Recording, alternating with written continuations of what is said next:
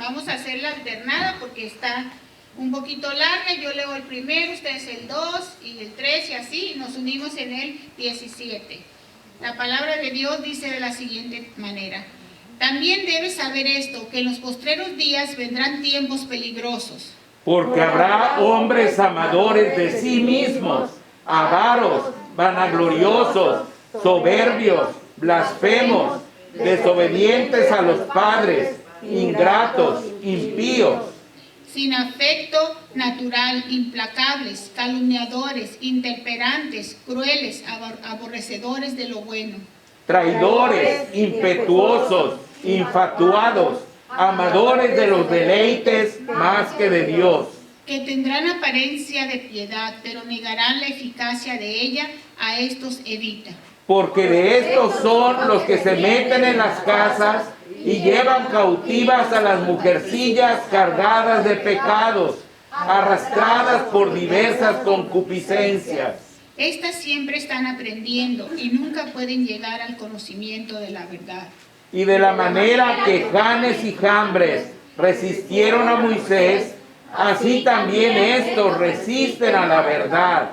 Hombres corruptos de entendimiento, réprobos en cuanto a la fe. Mas no irán más adelante, porque su insensatez será manifestada a todos, como también lo fue la de aquellos. Pero tú has seguido mi doctrina, conducta, propósito, fe, longanimidad, amor, paciencia. Persecuciones, padecimientos, como los que me sobrevinieron en Antioquía, en Iconio, en Listra, persecuciones que he sufrido y de todas me ha librado el Señor. Y también todos los que quieren vivir piadosamente en Cristo Jesús padecerán persecución. Mas los malos hombres y los engañadores irán de mal en peor, engañando y siendo engañados. Pero persiste tú en lo que has aprendido y te persuadiste, sabiendo de quién has aprendido. Y que desde la niñez has sabido las sagradas escrituras, las cuales te pueden hacer sabio para la salvación por la fe que es en Cristo Jesús. Toda la escritura es inspirada por Dios y útil para enseñar, para redarguir, para corregir, para instruir en justicia, Juntos, a fin de que el hombre de Dios sea perfecto, enteramente preparado para toda buena obra. Amén. Dios les bendiga, mis amados hermanos. Pueden sentarse. Le voy a pedir al reverendo Corte que venga aquí porque es el tiempo de la palabra de Dios, de la predicación de la palabra de Dios, hermanos. Entonces, el reverendo Corte es el que trae la palabra.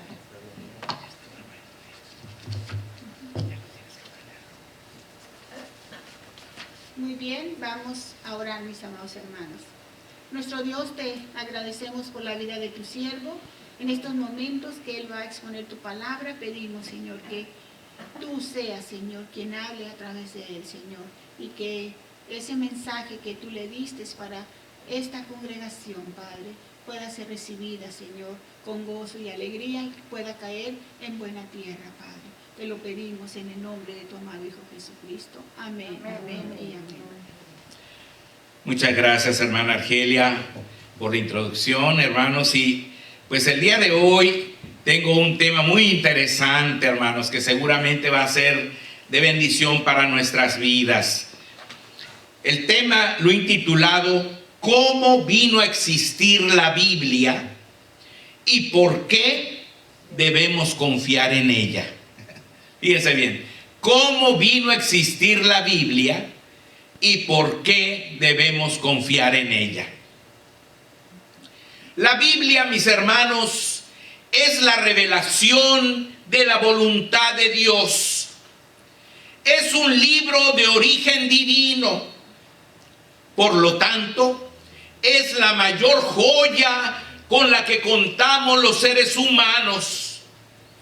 La Biblia ilumina el camino por donde andamos. Nos llena de sabiduría y entendimiento. nos abre la mente para que podamos comprender la perspectiva divina de las cosas. Nos advierte lo que podemos sufrir si tomamos un camino equivocado. Y nos enseña lo que debemos hacer para vivir eternamente. Pero nos preguntamos, ¿cómo vino a existir la Biblia aquí en el mundo? ¿Cómo fue que apareció este libro maravilloso, hermanos, con el que hoy contamos y que nos da todas estas bendiciones que acabo de mencionar? Mis hermanos, la Biblia fue escrita por 40 diferentes autores humanos, llamados profetas y apóstoles. Profetas y apóstoles. 40 hombres de Dios escribieron la Biblia. Los profetas escribieron el Antiguo Testamento, mis hermanos, y los apóstoles escribieron el Nuevo Testamento.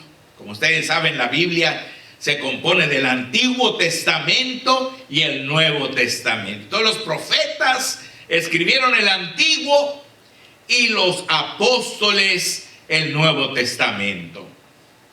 Dios usó estos 40 hombres para que, sin menoscabo de su propia personalidad, consignaran sin ningún error su revelación divina en los manuscritos originales de cada libro de la Biblia. O sea, Dios fue el que los dirigió a esos hombres, hermanos. Pero no hizo menoscabo de su personalidad. Por eso podemos ver la personalidad de cada uno de los escritores, hermanos. Se puede ver cuando usted lee la Biblia. Usted ve las diferentes características de sus autores. Algunos muy preparados, algunos muy rústicos, pero todos dirigidos por Dios. Así, la escritura de la Biblia fue dirigida por Dios, pero también hubo participación de estos 40 hombres. Todos los autores, hermanos, todos los 40, trabajaron bajo la inspiración del Espíritu Santo, el autor divino.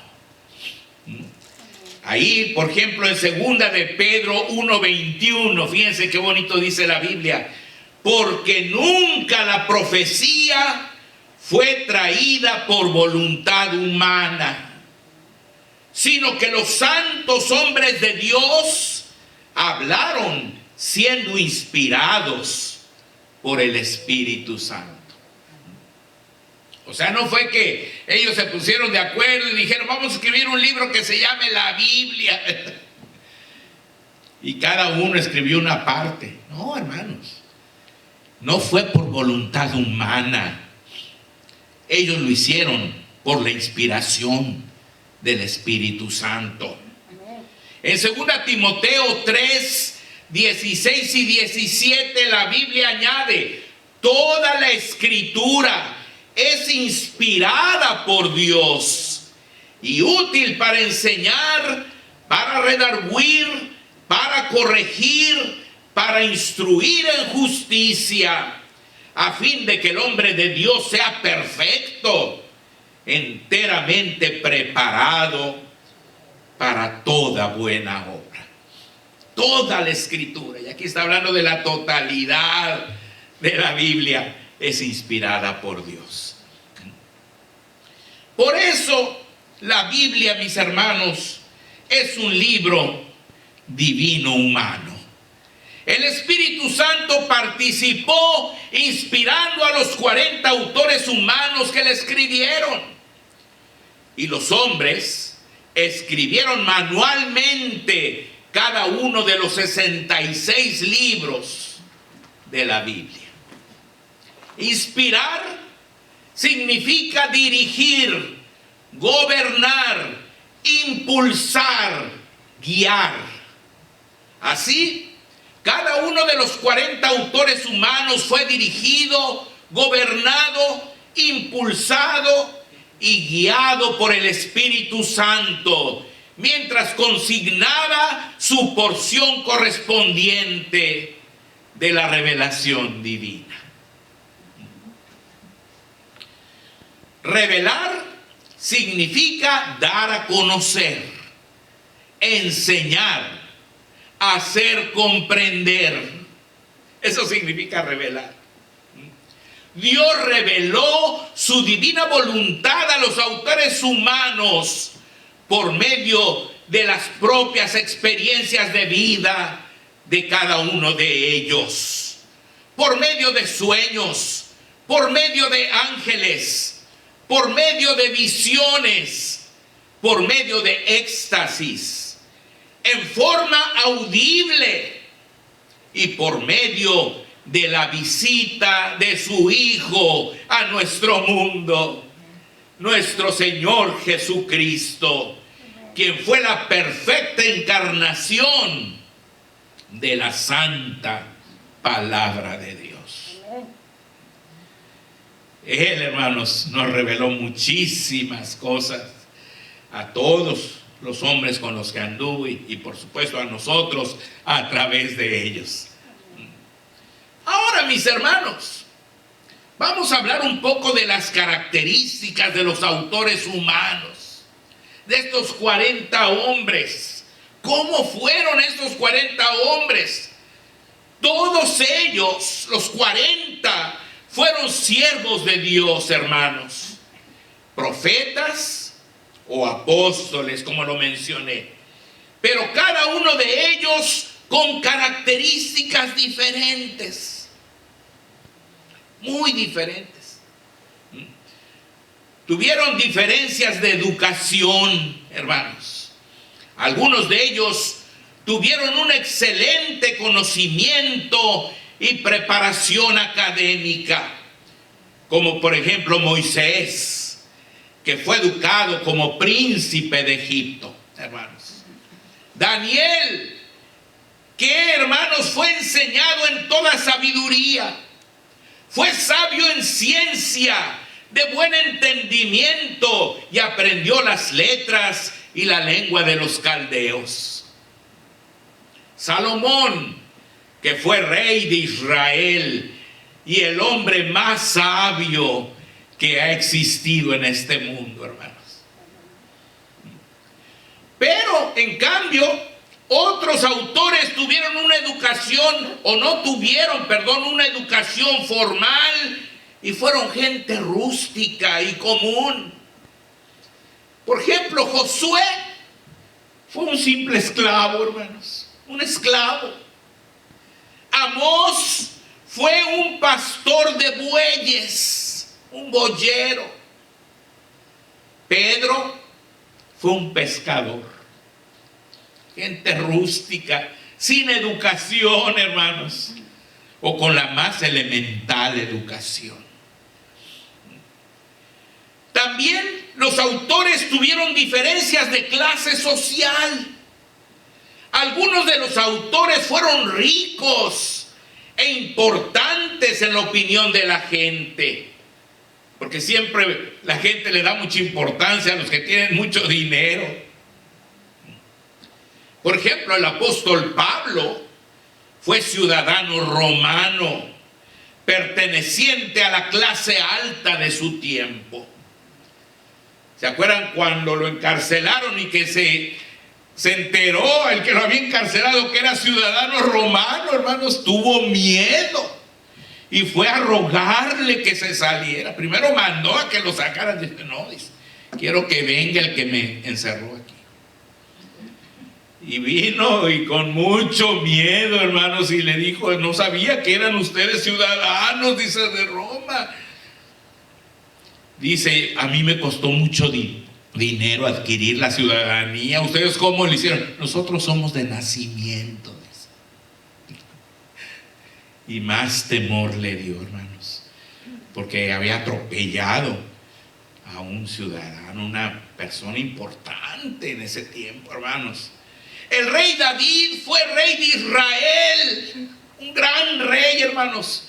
Cuando Israel fue un verdadero imperio, hermanos, y sometió a todas las naciones circunvecinas de su reino. Lucas fue un médico, un doctor, miembro del equipo misionero del apóstol Pablo, que escribió con gran erudición y basado en una investigación científica profunda 2 libros de la Biblia. Entonces fueron personas de la clase social alta estos. Pero otros fueron pobres, hermanos. Fueron pobres y sin ninguna importancia para la gente. Como Juan, por ejemplo, que fue otro pescador, igual que Pedro. Un pescador. Mateo, un publicano o cobrador de impuestos, odiado por el pueblo, hermanos. Todos lo odiaban. ¿Por qué? Porque se dedicaba a cobrar los impuestos del imperio romano, de los opresores. Y nadie lo quería. Nehemías fue el copero del rey de Persia, Artajerjes I. Simple copero, hermanos, que le llevaba el vino en su copa al rey. Pero pues era una persona pobre. Hermanos, fíjense qué diferencias tan grandes tenían los autores. Diferencias de circunstancias. Algunos de ellos escribieron en tiempos de paz, desde las más grandes alturas de la felicidad y la seguridad. Y otros escribieron en tiempos de guerra, desde las más grandes profundidades de la desesperación y la angustia. Diferencias de idiomas. Los profetas escribieron en hebreo casi todo el Antiguo Testamento. Y algunos de ellos usaron hebreo y arameo para escribir algunas porciones del Antiguo Testamento. Y los apóstoles escribieron en griego todo el Nuevo Testamento. Diferencias de continente. Los autores escribieron en 3 diferentes continentes. Algunos escribieron en Asia, otros escribieron en Europa y otros escribieron en África. Muchos de ellos escribieron al mismo tiempo, sin saberlo, sin conocerse, y en diferentes lugares. Pero el resultado, a pesar de las diferencias tan abismales, fue un solo libro, consecuencia y enseñanzas armoniosas. Y esto a pesar de contener cientos y cientos de temas controversiales. Un tema controversial es aquel que al solo mencionarse genera diferentes opiniones y posiciones en las personas que lo escuchan, y que generalmente lo discuten acaloradamente sin lograr llegar a un acuerdo armonioso. La Biblia tiene muchos temas controversiales, hermano, pero se tratan con una armonía exquisita, maravillosa, mis hermanos. La Biblia tiene una perfecta unidad, hermanos. Tiene una perfecta unidad.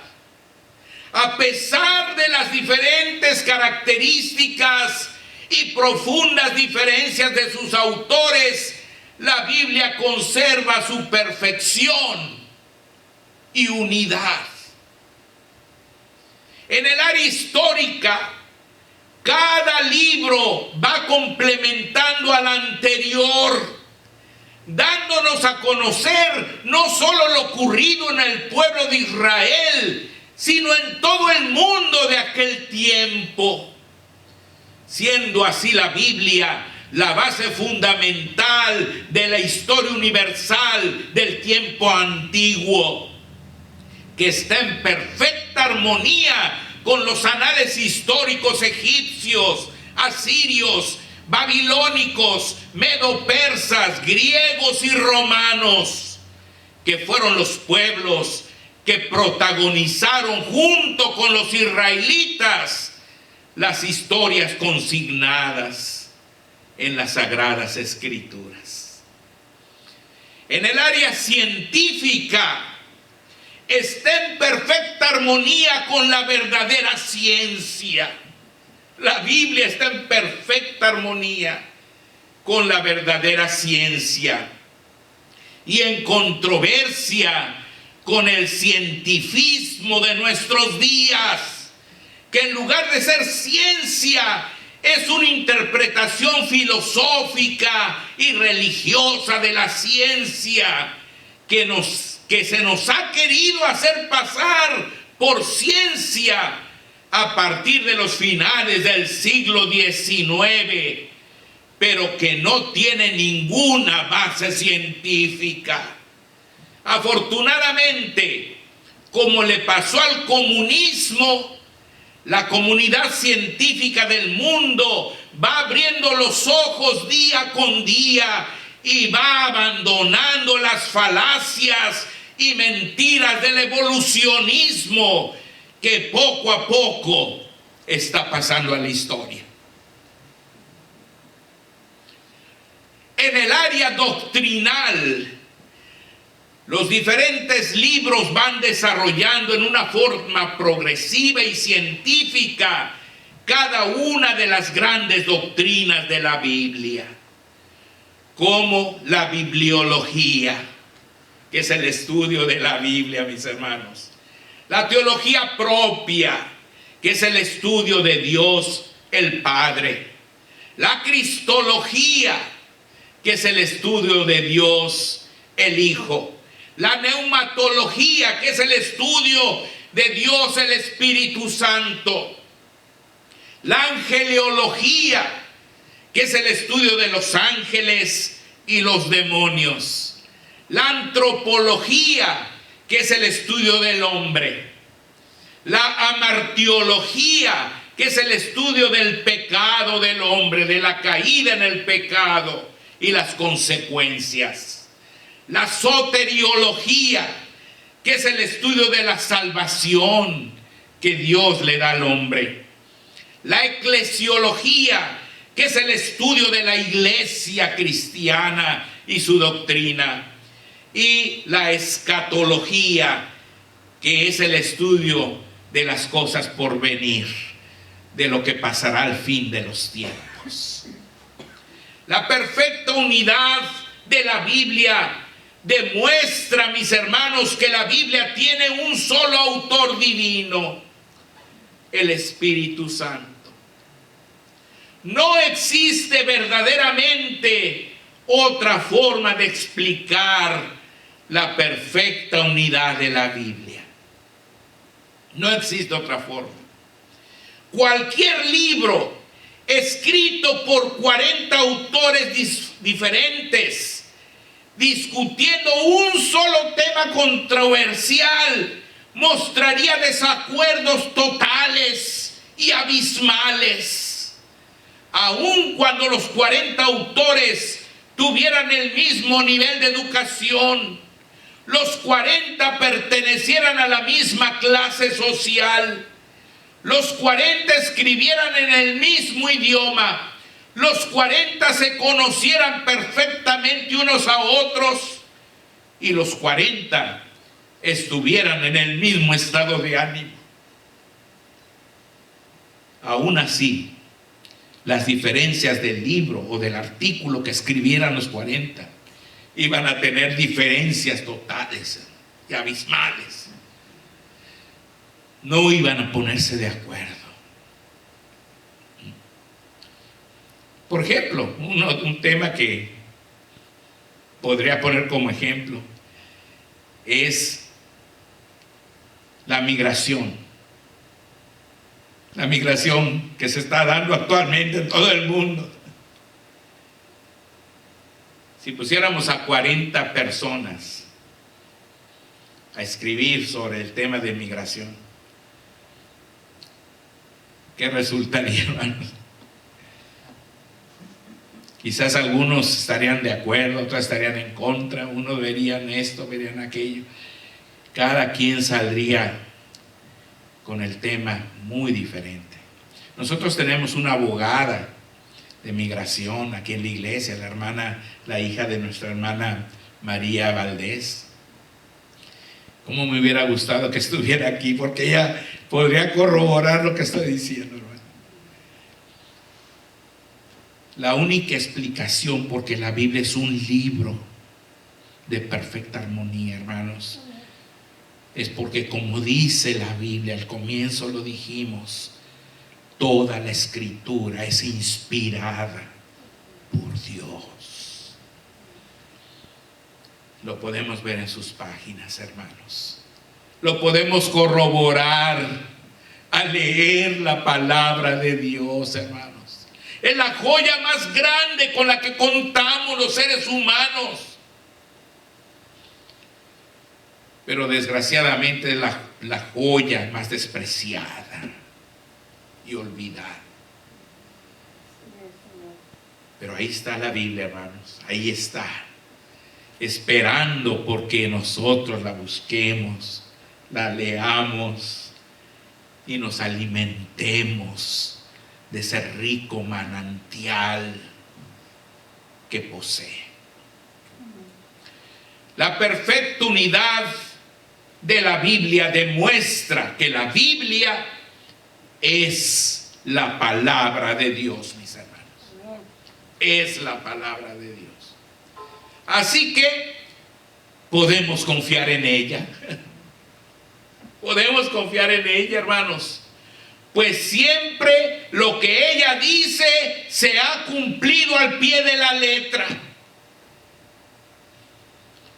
Vean ustedes, en la vida de Jesús se cumplieron 300 profecías del Antiguo Testamento. Solamente el día que murió en la cruz del Calvario se cumplieron 100 profecías del Antiguo Testamento al pie de la letra. Y actualmente, mis hermanos, se está cumpliendo al pie de la letra ante nuestros ojos todo lo que el Señor dijo que iba a acontecer, hermanos. La misma pandemia que estamos viviendo, el Señor nos dijo que iban a venir pestes, que iban a venir hambres, que iban a venir guerras, rumores de guerras, terremotos en diferentes lugares, tsunamis. Todo lo que estamos viviendo nos los advirtió nuestro Señor y dijo: esas son señales de que yo voy a regresar. Amén. Por eso, mis hermanos, yo les digo, crean en la Biblia. Amén. Aliméntense de la Biblia. Confíen en la Biblia. Dios nunca los va a defraudar. Amén. Que el Señor les bendiga.